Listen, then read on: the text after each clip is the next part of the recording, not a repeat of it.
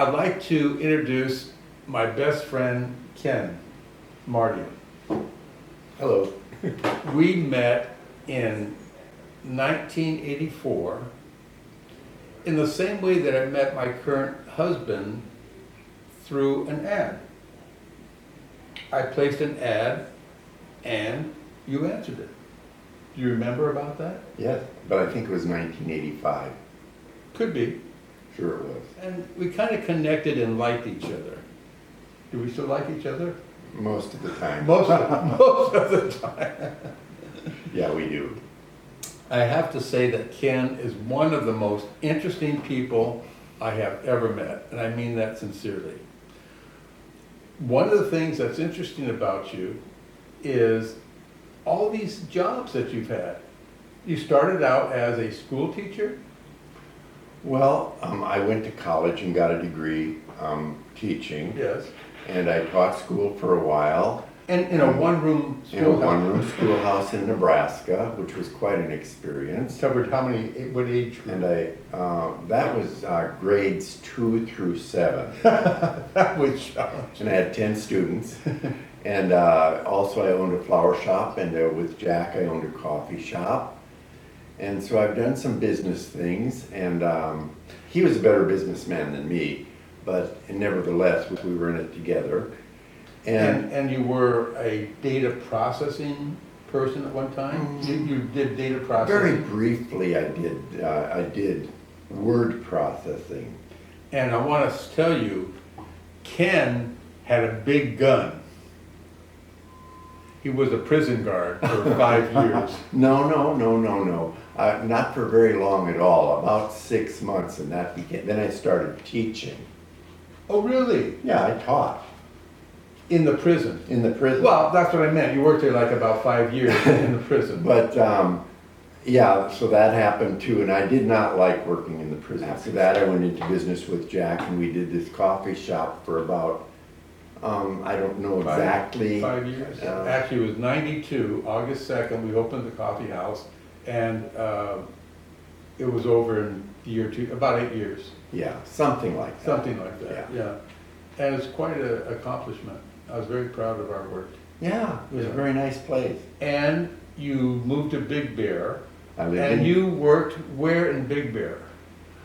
You're gonna love this. At a resort. The Christmas store. A Christmas store and a resort. I had 2 jobs at the commuting part. But this is amazing, all this experience and all, I mean, you know, I've done like 3 things.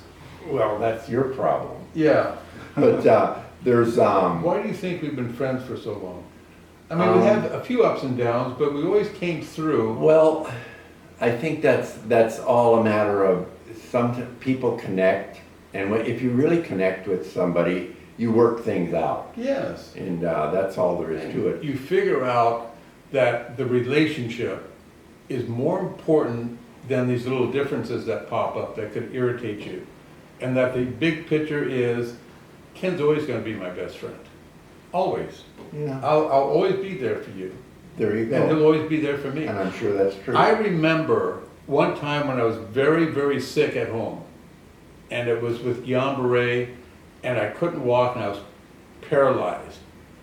Ken was teaching at a school. I called him up and I said, Ken, get here right now, I need you. He didn't ask any questions. He came over, he dragged me out to his truck and went to emergency. That was fabulous. I mean, sometimes people just need friends like that, and they're so lucky to have them. We are very different. We have different personalities. How does that affect our relationship or the relationship of other people where they're trying to connect? And, you know, there's things that are just very different. Once you know somebody and you like somebody, even though the personalities may be different, that may become a strong point in a relationship.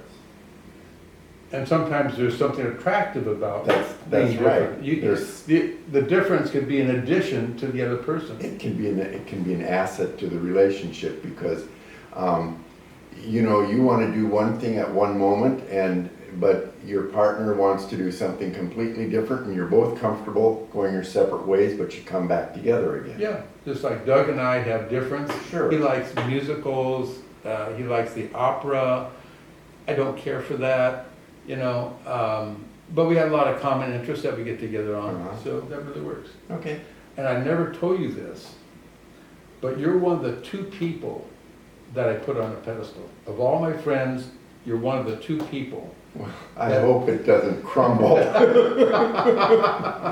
Okay, folks, I'm glad you met Ken, and I hope you have best friends too, that you can joke with, live with, share with, because, as I said before, friends are more important than fuck buddies. Oh, yeah, Big time. yeah. Thank you.